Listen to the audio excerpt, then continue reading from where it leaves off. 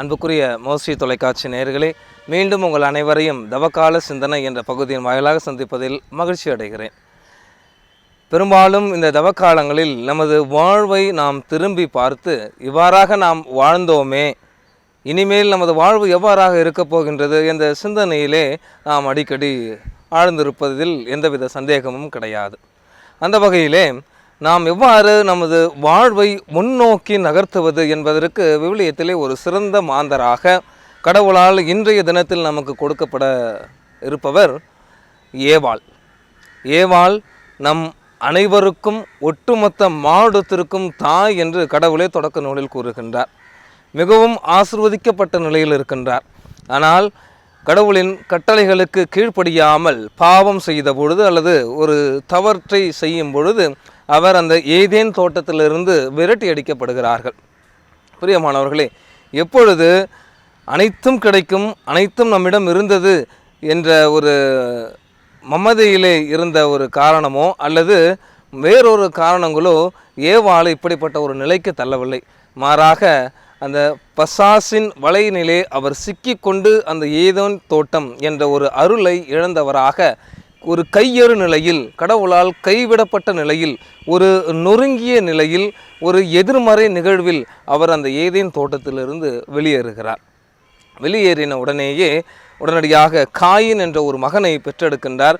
அவரே நம் அனைவருக்கும் மூத்த சகோதரர்.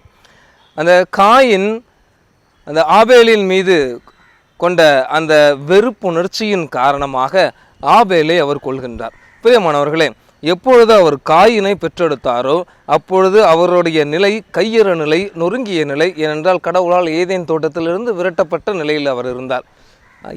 அந்த நிலையிலும் கூட அவர் அந்த காயினுக்கு பெயரிடுவதற்கு முன்பாக ஆண்டவரின் அருளால் நான் இவனை பெற்றெடுத்தேன் என்று கூறி காயின் என்று அவருக்கு பெயரிடுகின்றார்.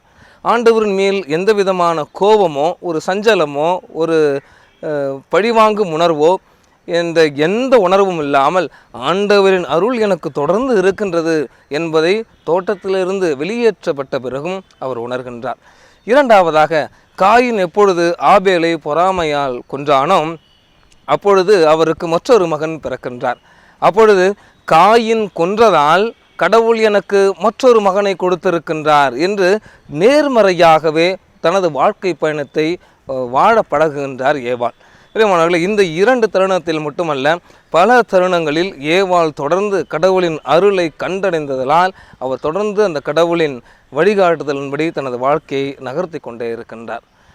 நமது வாழ்க்கையும் அதீத குற்ற உணர்வாலும் பயத்தாலும் நாம் இந்த தண்டவாளத்தை போல் நமது வாழ்க்கை பயணத்தை கழித்து கொண்டு இருந்தோம் என்றால் நிச்சயமாக கடவுளின் அருளை நம்மால் ஒருபோதும் கண்டுகொள்ள இயலாது.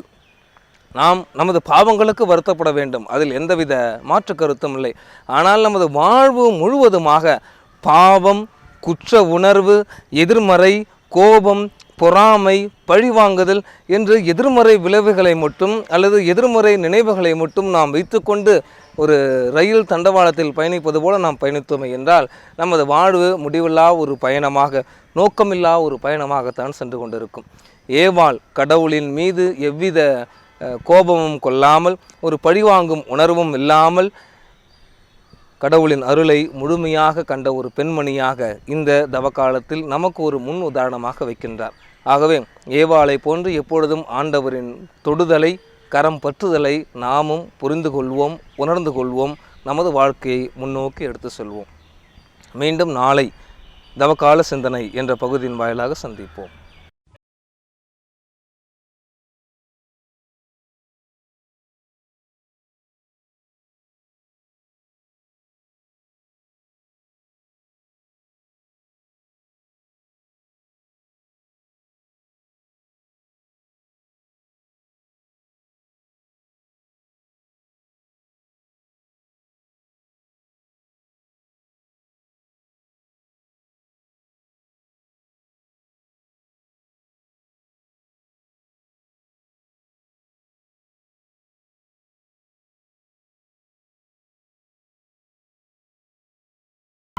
Thank you.